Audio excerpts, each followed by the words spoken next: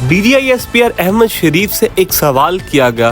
खातून सहाफ़ी के सवाल पर DGISPR आग बगोला हो गए और DGISPR ने ऐसी बात कह दी जो किसी के वहमो गुमान में भी ना होगी। वो बात आखिर क्या है, खातून ने आखिर क्या सवाल किया, ये तमाम चीज़ें हम आपको आज की इस वीडियो में बताएंगे। सो हमारी वीडियो के आखिर तक जुड़े रहिएगा।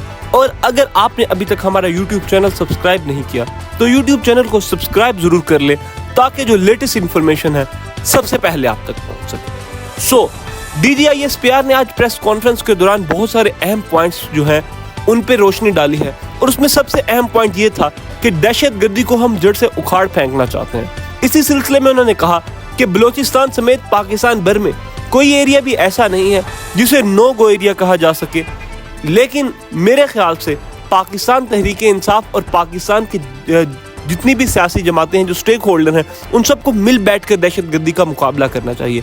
ऐसा कहना था DGISPR अहमद शरीफ साहब का।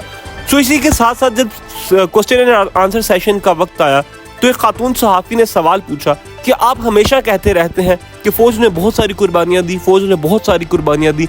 हम तमाम लोग इस बात को मानते हैं कि फ़ौज की कुर्बानियाँ जो है वो किसी से भी ढकी छुपी नहीं है और पाक फ़ौज ही एक ऐसी फ़ौज है जिसने दहशतगर्दी को जो है जड़ से उखाड़ने के लिए मुख्तलिफ ऑपरेशन किए और 130 इंटेलिजेंस बेस्ड ऑपरेशन ऐसे थे जिनकी वजह से दहशतगर्दी की पाकिस्तान में जो लहर है वो कम हुई है।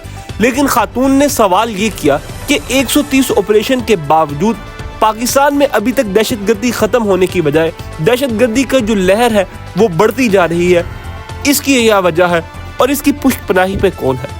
खातून सहाफ़ी का ये सवाल था कि DGISPR आग बगोला हो गए और उन्होंने फिर वजाहत के साथ इसका जवाब देते हुए फरमाया कि हर जो इदारा है उसकी अपनी जो चीज़ें हैं, हमारा काम ये है कि हम किसी भी अगर जगह पर जाएं सबसे पहले वहाँ पे दहशतगर्दों का सफाया करें और दहशतगर्दों का सफाया करने के बाद आर्जी तौर पर उस जगह को ऑक्यूपाई करें और उस जगह पर ऑक्यूपाई करने के बाद जब हालात दोबारा से नॉर्मल हो जाए तो जो सारे स्टेक होल्डर हैं, जो वहाँ की लोकल गवर्नमेंट है, जो प्रोविंशियल गवर्नमेंट है, वो सारी आकर जब बैठेंगे तो हम वहाँ से फिर चले जाएं और फिर बाकी काम उनका स्टार्ट हो जाए। सो इसी के दौरान उन्होंने कहा कि 40,000 मुरबा मील ऐसा इलाका है जो पिछले चंद अरसे में पाक फौज ने दहशतगर्दों से क्लियर करवाया। सो एक बड़ा इलाका है, पाक फौज की कुर्बानियां जो है वो बेइंतहा सबके लिए। और इस सवाल के जवाब के बाद जो खातून सहाफ़ी थी वो बिल्कुल खामोश हो गई क्योंकि जो इसका जवाब दिया वो बड़ा तफसीली था।